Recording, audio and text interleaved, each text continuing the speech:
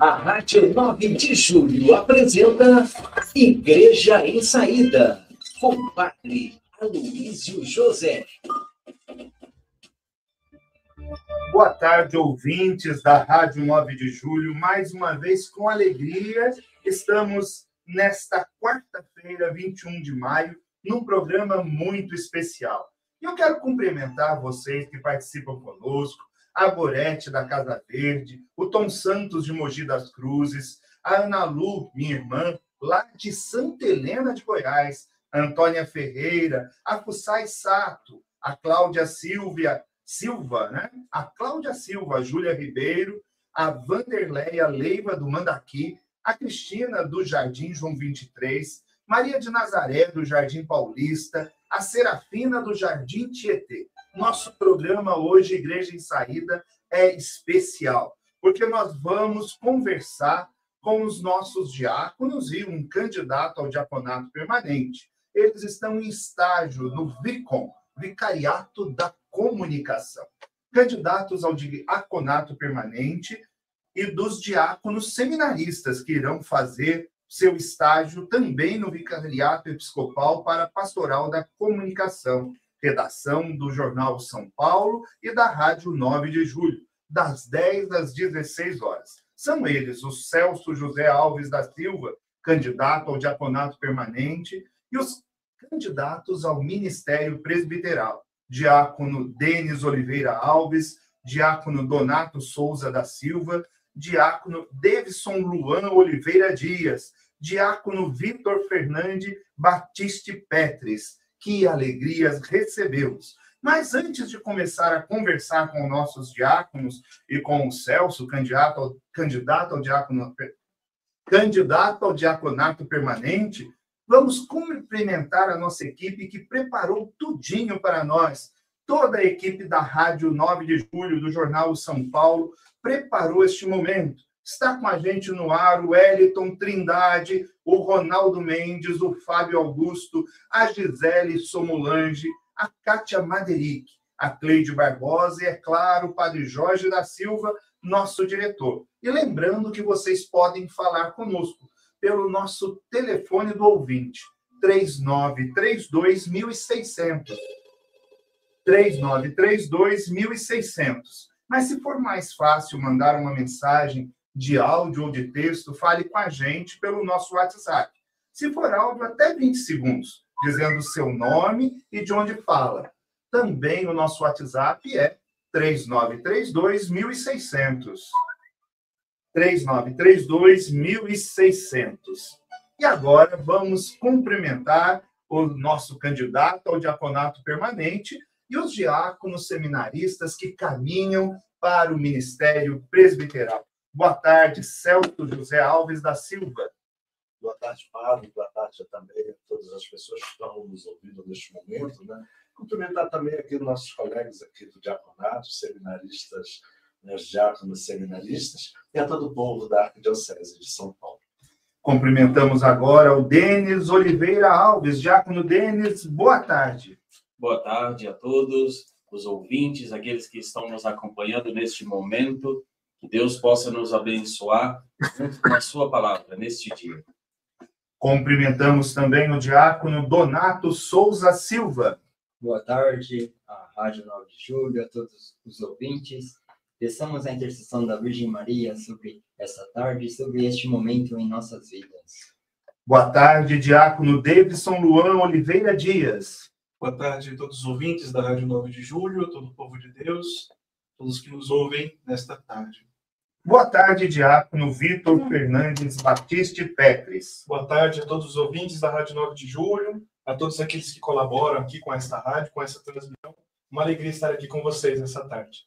Tá vendo, gente? Você que faz parte da família dos amigos da Rádio 9 de Julho, ajuda a formar também nossos padres na experiência neste estágio aqui no Vicariato da Comunicação aqui na rádio. Então, se você ainda não faz parte da família dos ouvintes da Rádio 9 de Julho, ligue para a gente, 3932-1600, e diga que quer fazer parte dessa família. Você vai receber uma carta com todas as informações para você colaborar com a evangelização. quem nos ajuda na família dos amigos da Rádio 9 de Julho, é evangelizador, é comunicador da verdade e da paz com a Rádio 9 de Julho. Então, seguimos em frente para o nosso Acontece na Igreja. Hoje o programa é Acontece na Igreja, para conversarmos com os diáconos e o candidato ao diaconato. Acontece na Igreja.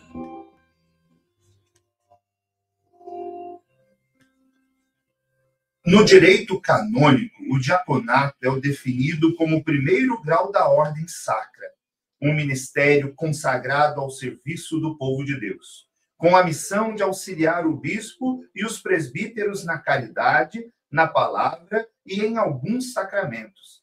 É uma função de serviço, que pode ser transitória, no caso dos diáconos seminaristas, que provavelmente, com a graça de Deus, em dezembro serão ordenados presbíteros, e também pode ser o diaconato permanente, concedido a homens também casados, e que serve à igreja dentro da vida matrimonial também, né? Então, que alegria por a vida em serviço. Que na vida em serviço a gente ilumina o nosso caminho com uma música preparada para a gente entender o que é servir.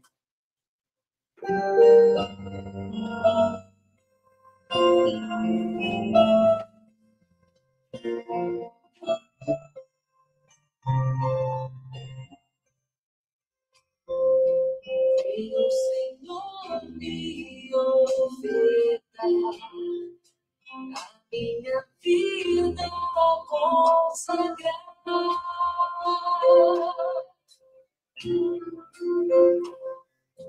Quero renovar o meu sim, que tua vontade se faça em mim. Renova, Senhor, minha vocação.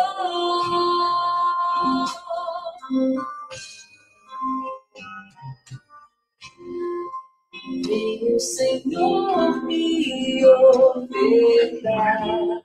Querido Celso, queridos diáconos, Denis, Donato, Davidson e Vitor, vocês já perceberam que o caminho da consagração total a Deus se encontra aberto na frente de vocês? Eu queria, primeiramente, conversar com vocês quando e como nasceu a vocação de cada um. Celso está no começo, né? Ainda vai receber o diaconato. É casado há quantos anos? Há 37 anos. Dentro da vida familiar, você vai receber uma nova missão, um sacramento novo, o sacramento da ordem no ministério diaconal. O que isso significa para você e para sua família? O sacramento do diaconato permanente, para mim, além de uma missão, uma vocação, é um desafio. Eu costumo dizer que é um desafio porque, além da missão, a gente tem o povo de Deus para cuidar, mas temos também a família, que nós não podemos deixar. Então, se torna um desafio duplo. Cuidar do povo de Deus, colocar no serviço, mas também não deixar a família abandonada, a família esquecida, a família em segundo plano. Pelo contrário, fortalecer o relacionamento conjugal e familiar. Celso, sua esposa, sua família foi ouvida quando lhe foi feito o convite à vocação ao ministério do diaconato? Sim, todos eles me deram total apoio, inclusive para ser diácono permanente. Candidato ainda, tem que ter uma carta assinada pela esposa, né? Senão a gente não poderia nem entrar na escola diaconal, sem essa autorização da esposa. Mas eu tive, além da esposa, eu tive também o apoio dos genros e também das minhas filhas. Tá vendo, gente? O ministério diaconal é familiar. Ele vai receber a ordem, mas a família participa da vida que ele começará com o ministério diaconal. Sua família será uma família diaconal junto com você, porque não tem como separar, tirar você da família. Como você disse, é na família que você santifica a sua vida e é na família que você foi convidado ao diaconato. Com certeza. Inclusive, o arcebispo colocou muito bem claro, eu estou vindo da Amazônia, né, e o arcebispo da minha arquidiocese de origem sempre fala isso. não pode deixar a família em segundo plano. E quando eu cheguei aqui também, né, na conversa que tive com o Dom Adílio, ele também me colocou a mesma situação. Você será diácono permanente, mas não pode esquecer que você tem uma família para cuidar. Tá certo. Como aqui junto do seu nome está o nome do diácono Denis Oliveira Alves, como funciona na vida do candidato ao ministério presbiteral a vida familiar? Eu vejo que a família é a igreja doméstica, aquilo que somos convidados a poder viver, experimentar a fé, a passagem da fé dos pais para os filhos, e isso que nos vai edificando pouco a pouco a poder entrarmos nessa caminhada, né, que é numa igreja em saída. Mas para sair, se dá a semente primeiro no seio familiar, né?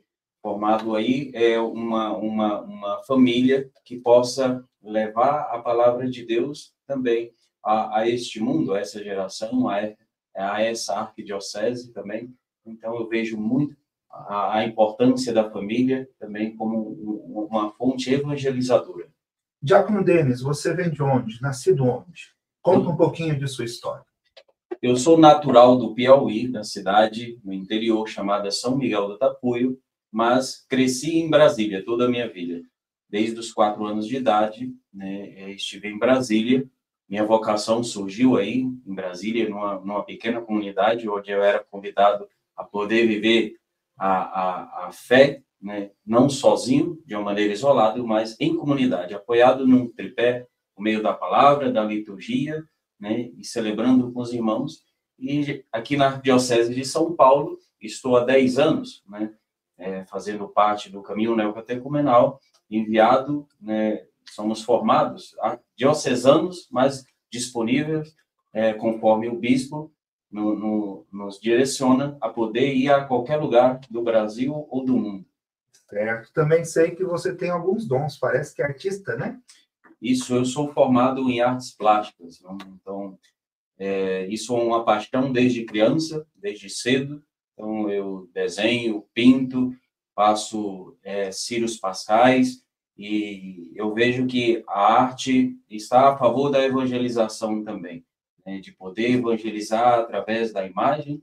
A rádio é uma forma de evangelizar também, é uma arte da comunicação, e eu vejo que o Senhor também me tem dado talentos, não para enterrar, mas também para poder colocar à disponibilidade do povo de Deus. Que bonito. É a história vocacional de nosso irmão Denis Oliveira Alves, diácono deles.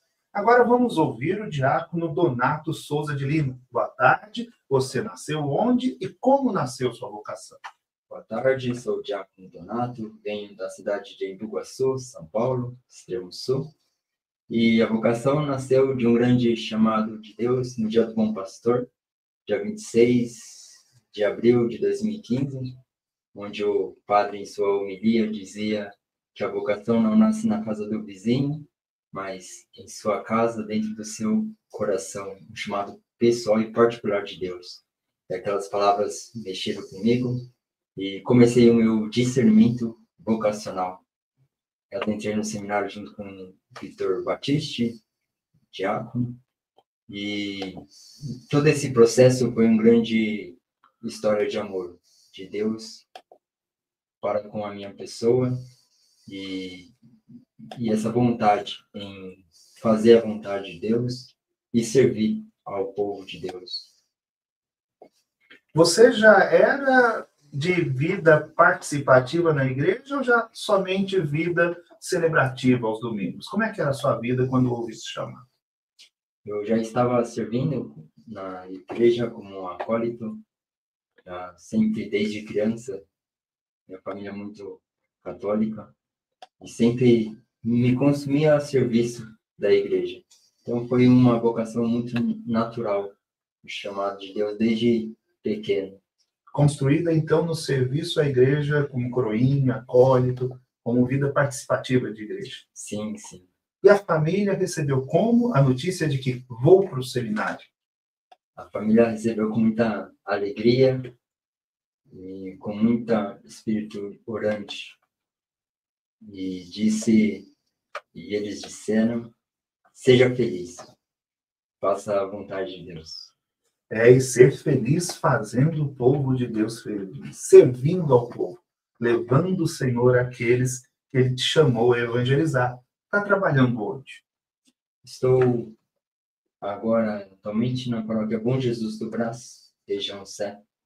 Padre Alessandro Bourbon está me acompanhando nesse momento. Tá certo. É muita história, né? Um passou pelo Amazonas, outro do extremo sul de São Paulo, outro vem do Piauí e Brasília.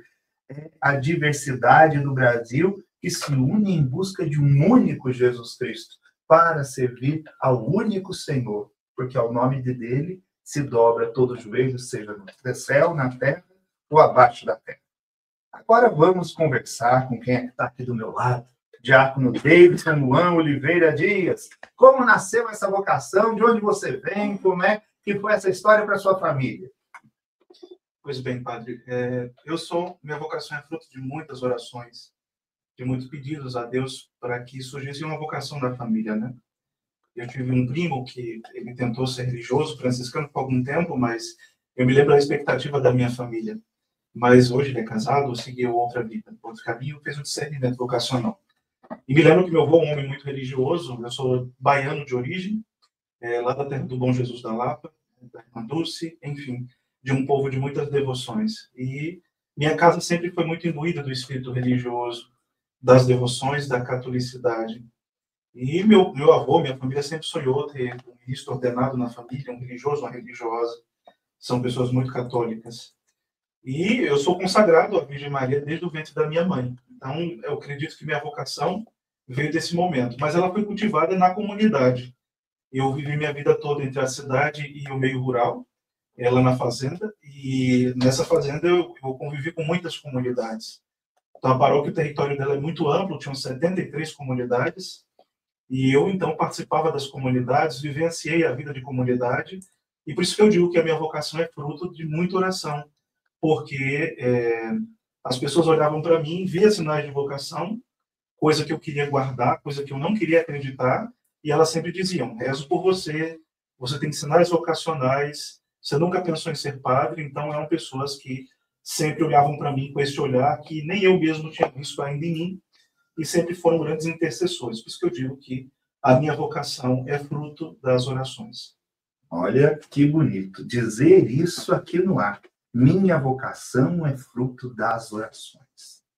Consagrar a família a Deus, como você disse do seu avô. E é bonito ouvir isso, que a gente honra a história dos nossos antepassados na nossa fé. Parece que a gente retorna, né? Quando Deus fala com Moisés: eu sou o Deus de vossos pais, o Deus de Abraão, o Deus de Isaac, o Deus de Jacó. Na sua história está aí. É o Deus do teu avô, o Deus de Abraão, de Isaac e de Jacó, que te chamou a servir em Jesus Cristo. Diácono Davidson, eu sei que você trabalha na Basílica de Santana, né? E eu sei que todos os dias você está acompanhando com especial carinho o café da manhã dos pobres. Me fale sobre essa experiência de como o diácono servir o café da manhã para os irmãos e irmãs em situação de rua. Sim. Uma das funções do diácono é ser, então, ministro da caridade. Não que todos os cristãos não devam exercer a caridade, né? Isso é papel de todos, mas é um papel muito especial servir a palavra, o altar e a caridade dos diáconos. Estar próximo aos pobres e aos necessitados. E eu tive essa grata surpresa de Deus me enviar, então, para ser assistente pastoral na Basílica de Santana, com o padre José Roberto e o padre Rômulo, que é vigário na Basílica, e poder assistir, então, os pobres. Nós temos um café da manhã que, todos os dias, assistem mais de 300 pessoas, de segunda a sexta, e aos finais de semana nós ultrapassamos mais de 700 pessoas.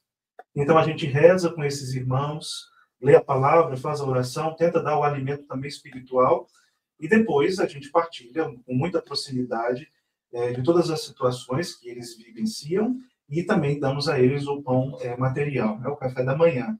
Além também da assistência que eles necessitam com roupas novas.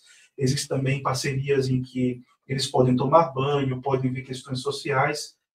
como um RG, uma documentação. São parcerias que a Basílica faz. Mas é muito gratificante a experiência com esses irmãos, porque de forma muito gratuita eles nos deixam de mãos cheias com as suas experiências de vida e com contato nas diferentes realidades. Em volta da Basílica, nós temos pessoas em situação de vulnerabilidade em todos os sentidos. Tem muitos prostíbulos ali próximo, então são irmãos homossexuais que vão também no café, pessoas que realmente estão na situação da rua e não têm o que comer, pessoas que passam ali, são transeuntes que vão trabalhar, mas não têm o dinheiro para tomar café, então tomam. Então são diversas situações que vão trazendo para nós diversas experiências da caridade. Interessante você colocar essa diversidade, porque também tem a diversidade religiosa deles, né? São de diversas religiões, de diversas origens de fé. E a Basílica, no serviço dos irmãos, cuidando dos mais necessitados, serve a todos. A igreja acolhe a todos. Não pergunta fé, não pergunta orientação, não pergunta nada. É acolher, amar e servir naquilo que ele está precisando, né? E agora nós continuamos a nossa conversa com o diácono Vitor Fernandes Batiste Petres. Agora a gente quer ouvir a tua história. Onde nasceu, como nasceu essa vocação, como é que está essa caminhada de trabalho diaconal? Bom, sempre senti esse chamado de Deus desde pequeno, desde os 10, 12 anos. Sou de uma cidade chamada Embu-Guaçu, da mesma cidade que o Donato, e por graça de Deus, na mesma paróquia, praticamente crescemos juntos, né? E um foi vendo o outro se tornar coroinha, acólito, foi crescendo no conhecimento de Deus, no altar da palavra e assim por diante. Fomos juntos para o seminário, começamos a nossa primeira pastoral juntos e fomos ordenados juntos. Então, foi um grande prazer ter o Donato do meu lado e também os outros irmãos, o Davidson, que sempre nos acompanhou, sempre esteve conosco, e os demais irmãos de turma também. E, então, eu sempre senti esse chamado de Deus no coração. Mas as pessoas talvez costumam pensar que o chamado de Deus acontece de uma forma extraordinária, né? Que vem um anjo que fala com a gente, mas não é bem assim. É geralmente algo simples, mas que toca o coração, que mexe com a pessoa. E eu lembro com muita história desse meu chamado, né? Eu participava das missas, minha família sempre foi religiosa, mas eu tinha muita vergonha de estar lá na frente do altar, até que um dia o padre Renato Augusto Tampelini, da paróquia Santo Inácio de Loyola, ele fez um convite para mim ser coroinha. E aí eu aceitei, com muita vergonha, mas aceitei. E eu fui tomando gosto por aquilo, fui vendo o que um padre fazia, né, como ele administrava os sacramentos, como ele celebrava a Santa Missa, como ele lidava com o povo, e aquilo foi me encantando. Até que um dia eu senti no meu coração, falei, acho que é isso para a minha vida. Ele está trabalhando onde hoje e de que maneira? Atualmente eu estou assistente pastoral no Santuário Nossa Senhora Aparecida, juntamente com o padre Zacarias, o reitor do santuário, né? E lá faço diversas atividades, os batizados, ajudo nas celebrações eucarísticas, nas aulas de catequese, nos encontros de catequese e assim por diante. Bom, continuando a nossa conversa, eu até tinha pedido para o Hélito colocar uma música ali para a próxima pergunta, mas faz a transição com a música para mim.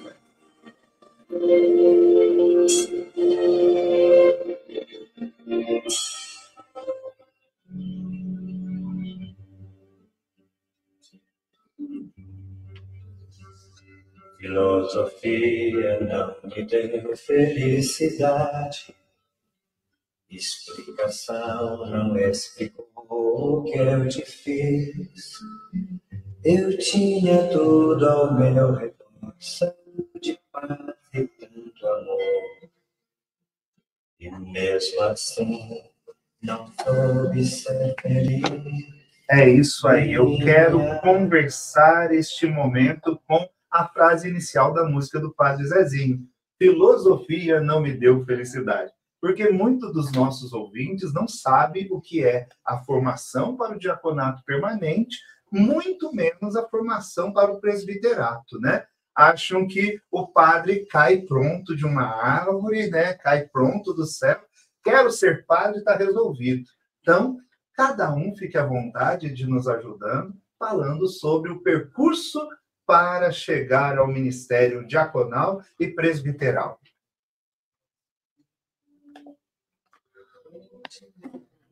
Bom, na Arquidiocese de São Paulo, os candidatos ao presbiterato, eles fazem uma caminhada. Nós temos o propedêutico, que seria então um ano inicial, e esse propedêutico, então, ele tem início desde os encontros vocacionais, né?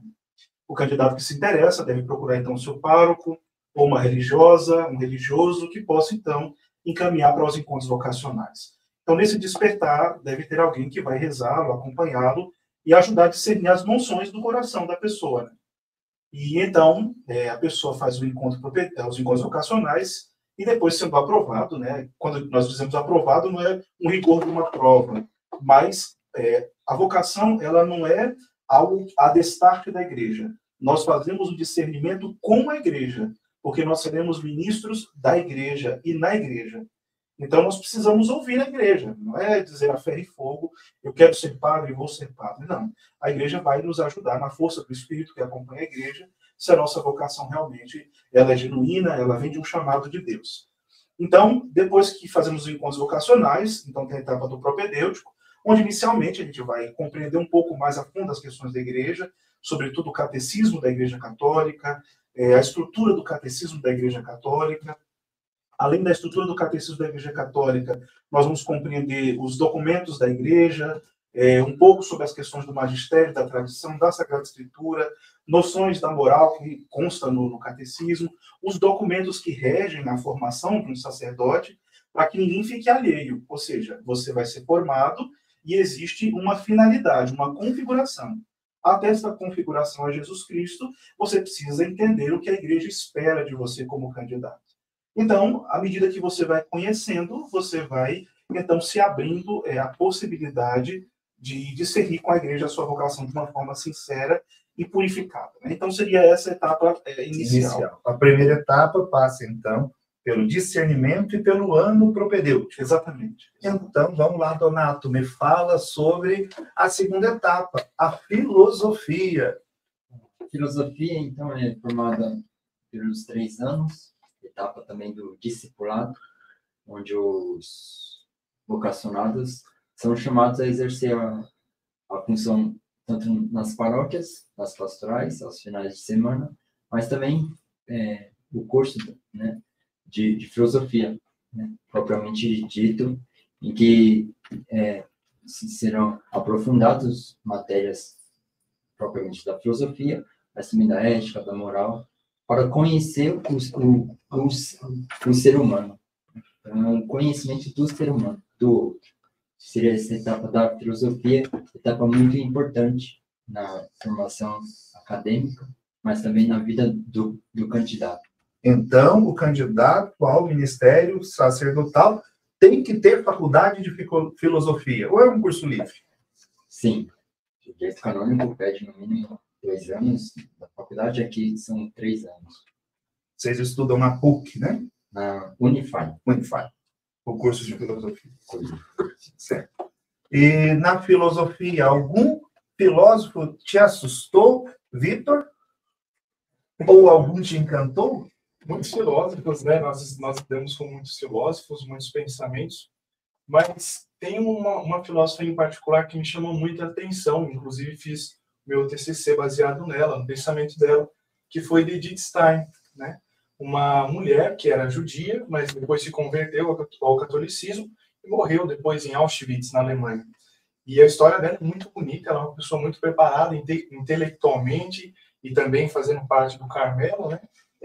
Vivenciou muito bem a espiritualidade do Carmelo, até então conseguir traduzir essa espiritualidade para os escritos filosóficos. Para nós, cristãos católicos, Edith Stein é Santa Teresa Benedita da Cruz. Olha que bonito, né? E vocês, no diaconato permanente, também passam pela filosofia? Como é que é o curso de vocês? Sim, no caso, eu fiz meus estudos na Arquidiocese de Santarém, na Escola Diaconal da Arquidiocese. E eu vim para Santarém, por força, né? Para São Paulo, desculpa, vim de Santarém para São Paulo antes da ordenação. A minha turma lá já foi ordenada, 35 diáconos permanentes ordenados, e eu seria o 36º.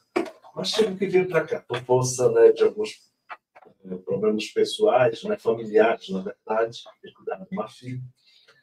Mas a gente também lá tem o estudo da filosofia, né, também da teologia, e a gente tem uma ênfase bastante grande na antropologia, para conhecer, como disse o Diácono Donato, conhecer melhor o homem, conhecer a si mesmo, e poder daí discernir e conhecer melhor o povo de Deus. Quanto tempo durou a formação? Lá foram 4 anos.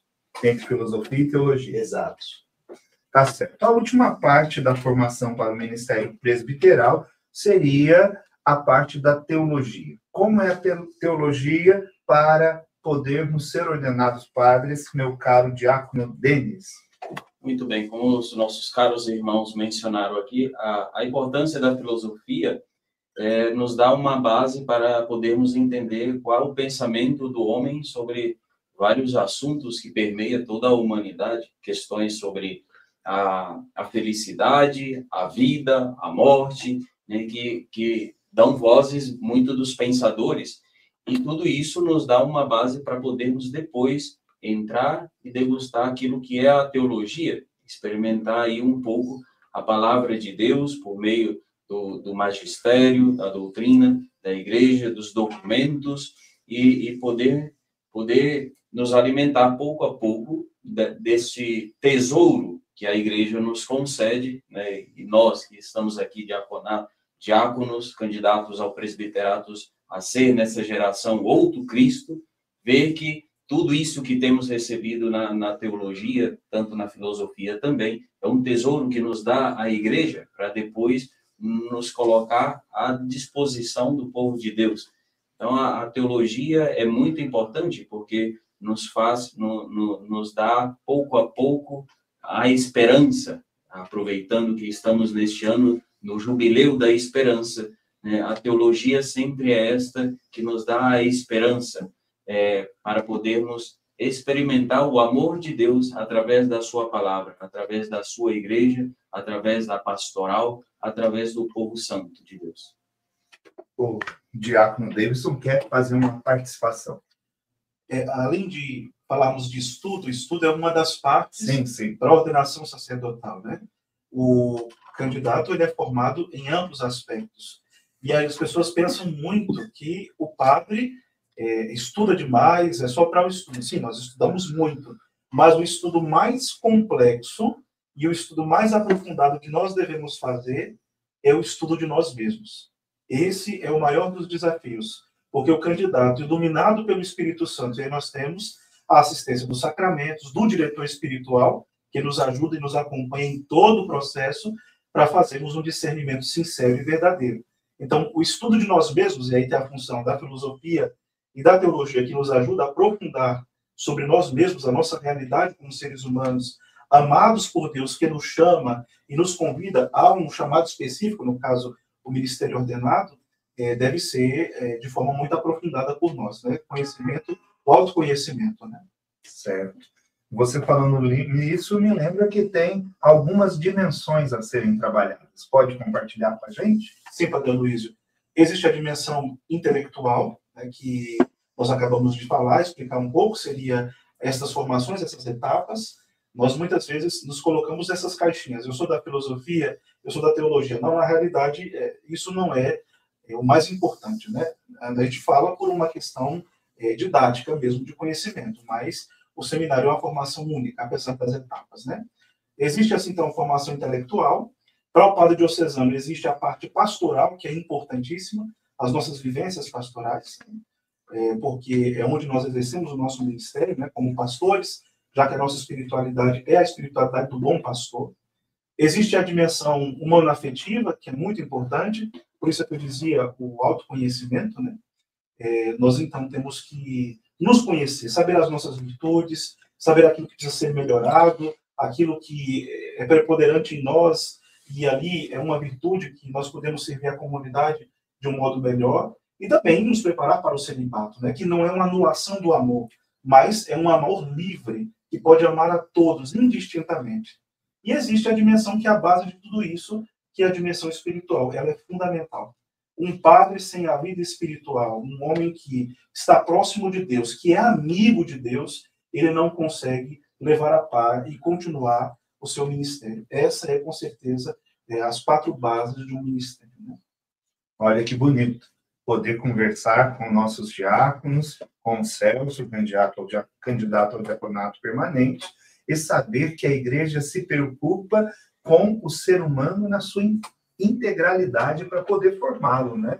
Então, o padre que você recebe aí na sua paróquia, que daqui a 7 meses, 8 meses, vocês serão, já em janeiro vão ter os seus trabalhos. Vocês recebem alguém que a igreja cuidou com amor de mãe para colocar a serviço. Essa igreja que está passando, nesse momento, pela dádiva de receber um novo Papa. Nós agradecemos o Ministério de Francisco, né? Acho que vocês 4 foram formados durante o tempo do Papa Francisco. Acho que nós pegamos mais papas, né? Desde João Paulo II, a gente foi caminhando com a igreja. Como vocês, aí eu faço a pergunta mais uma vez livre, não tenham medo de responder, receberam a notícia de Leão XIV? Bom, creio que todos nós estávamos com uma expectativa muito grande, né, de que Papa viria, qual é a personalidade, né? E assim, muitas pessoas diziam, nossa, mas nós precisamos de alguém que seja como Francisco, precisa haver uma continuidade de Francisco. E em uma das reportagens, o nosso cardeal, ele pontuou muito bem que o Papa não deve ser dar a continuidade, ser a continuidade do Papa que ele vai suceder, mas ele precisa fazer as vezes de Pedro, ele vai suceder Pedro.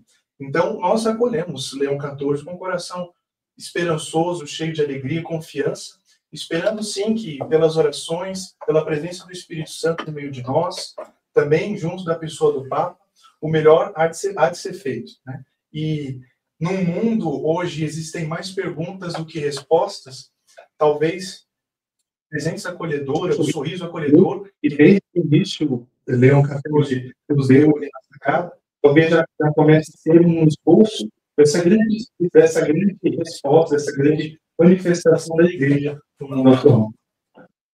Espero que Leão XIV seja um Papa obediente à voz de Deus e que ame a Deus. Como Jesus, no Evangelho de São João, pergunta para Pedro, Pedro, tu me amas?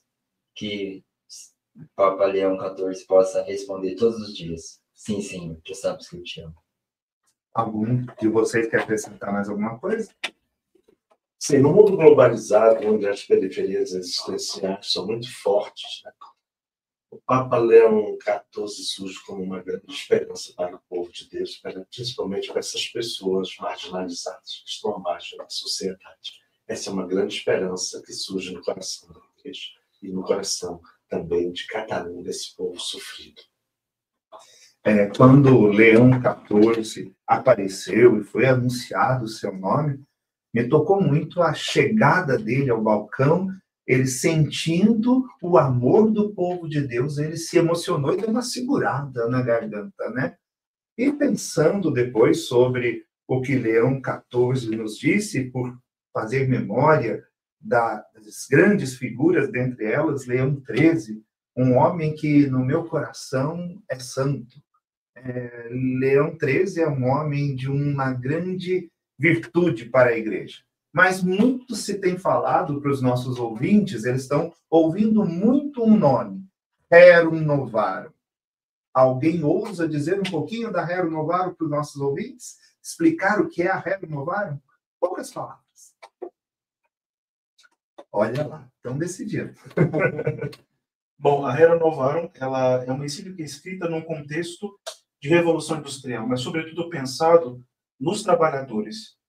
Então nós podemos dizer que ela seria um pontapé de um diálogo que é culminado no Concílio Vaticano II entre a Igreja e o mundo. Ou seja, a Igreja não está distante das realidades em que o homem contemporâneo, o homem moderno vive.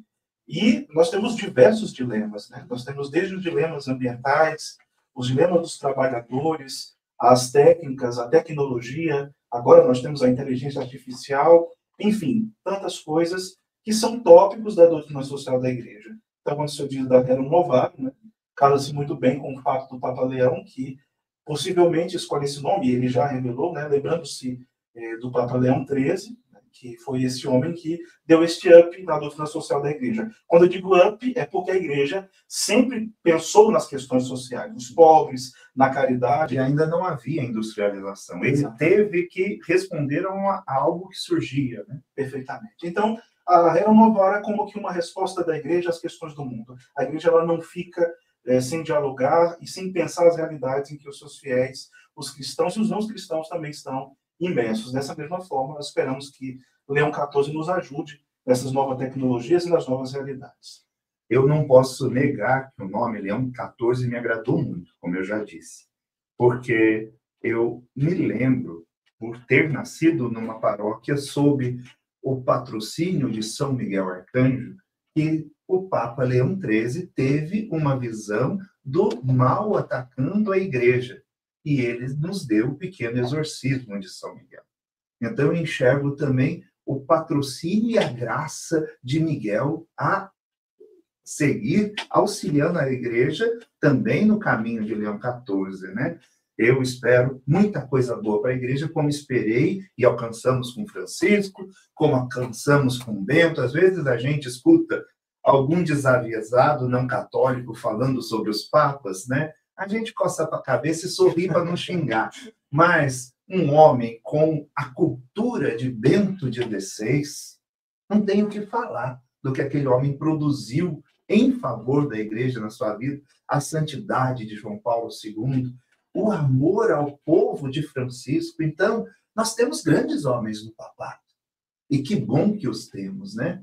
E muito obrigado a vocês por darem o seu sim à igreja, darem o seu sim ao povo de Deus. Muita coisa virá na vida e no serviço de vocês. Mas o povo simples sempre faz uma pergunta para nós padres, para vocês diáconos, para vocês que estão nessa caminhada formativa e quase alcançando não a rota, não a chegada, mas alcançando um novo início, né? A gente tem que estar sempre se reinventando, sempre se colocando a serviço. A vocação, vocês não deram um sim uma vez. Todo dia de manhã é mais um dia com o Senhor, né? Mas o povo sempre gosta de saber. E aí vamos, ordenadamente, qual é a sua devoção? Eu vou tirar Nossa Senhora, porque não dá para ser padre sem Nossa Senhora, né? Não dá para não amar a Virgem Maria. Você já citou-a falando da sua história vocacional, e com certeza na sua história para o diaconato também há a Virgem Maria. Mas há algum santo de devoção que você possa partilhar com a gente, cada um possa partilhar e dizer o porquê? Bom, eu tenho 3 santos de devoção que são amigos muito próximos.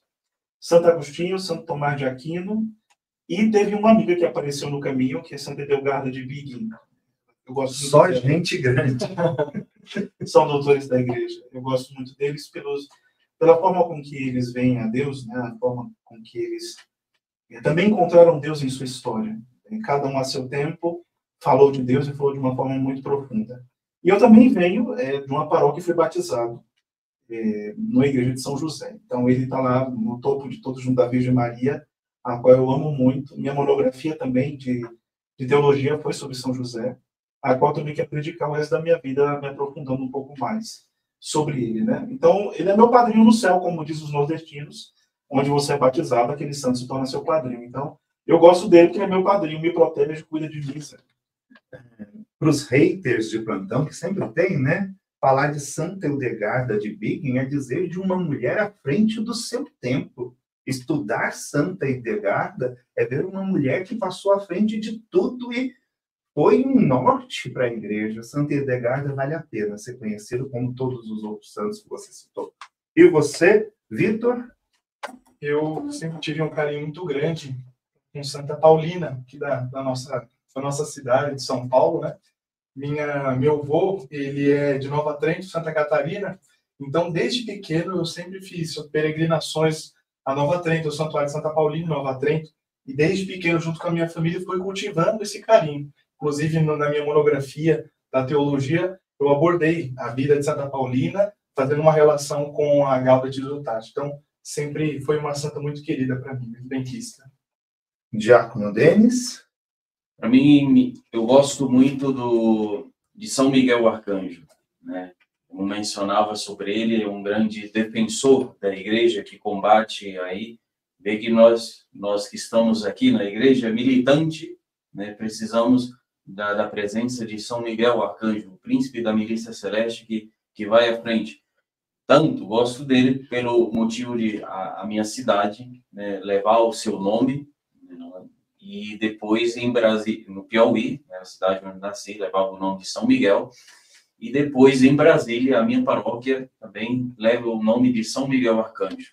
Então, eu vejo, além dessa devoção que tenho, São Miguel também me acompanha, e vem me acompanhando na minha vocação e defendendo, né? Porque eu conheço quem sou, as minhas limitações, os meus pecados, as minhas debilidades, mas eu sei que o Senhor me concede anjos, arcanjos, como São Miguel, para poder combater junto com a igreja.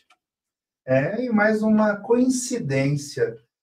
O dia da eleição de Leão XIV é o aniversário da aparição de São Miguel na Gruta de Gargano. Para quem não conhece a história, procura lá. Vamos lá, Diácono Donato? Minha grande santa de devoção é São Pedro, aquele que caminhou com o mestre, aquele que questionou o mestre, mas ele deixa um grande ensinamento. Senhor, a quem iremos? Só tu tens palavras de vida eterna. E são essas palavras que é o caminho. A quem iremos? Só tu tens palavras de vida eterna. Que bonito, Diácono Donato. E agora o Celso José, que vai falar para a gente quem é o santo que o inspira. Tirando assim, colocando Nossa Senhora acima, né? Os santos. Hiperbolia. Eu tenho São José. São José, Santa Dulce dos Pobres. São José porque foi aquele homem justo que teve responsabilidade de carregar o peso, né? Na verdade, levou aquele peso de carregar e de manter, sustentar a mãe de nosso Senhor Jesus Cristo. E ser um pai adotivo também de Jesus. A responsabilidade que aquele homem teve é uma coisa assim que me deixa bastante admirado, mas também inspirador. E outra, Santa Dulce dos Pobres, porque é da congregação que nasceu lá, foi criada lá em Santarém, no Pará, na minha cidade. Santa Dulce dos Pobres é das irmãs missionárias da Imaculada Conceição, teve muitas vezes lá. Como eu disse, uma congregação que foi criada, nasceu lá em Santarém, no Pará. E sua ação caritativa é muito forte. E lá também, da mesma congregação, tem uma irmãzinha lá também, que ela faz um trabalho muito parecido com esse Irmã dos Pobres. Amém, que bonito. Nós estamos chegando ao fim, foram 50 minutos muito gostosos. Vocês viram que eu me agachei, você que está assistindo, que está aí acompanhando a gente, para falar com o Diácono Davis isso aqui, e ele concordou. Antes da bênção, nós vamos encerrar com a bênção. Nós vamos cantar aqui, junto com eles, o Salve Regina, para vocês. Nosso seminário também prima pela música, né? Então, eu vou com os seminaristas, eu não, porque eu não sei cantar, mas nós vamos cantar antes da bênção o Salve Regina.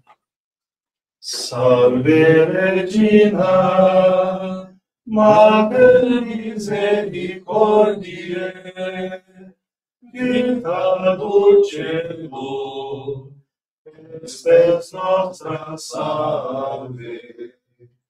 Ave clamamus, exules Filii Eve, Ave suspiramus, gementes et mentes, ia lacrimarum vale. Ea ergo, advocata nostra, illos tuos, misericordes oculos, ad nos converte. Et Iesum, benedictum fructum ventris tui, nobis post exilium ostende, o clemens, o pia, o dulcis Virgo Maria. Que bênção cantarmos a Salve Rainha, Salve Regina juntos. Obrigado à presença de vocês e quero encerrar com a bênção de Deus para nossos ouvintes. Rezem pela vocação, rezem pelos diáconos aqui presentes, pelo candidato ao diaconato. Nunca deixe de rezar para que Deus envie bons e santos pastores para a igreja.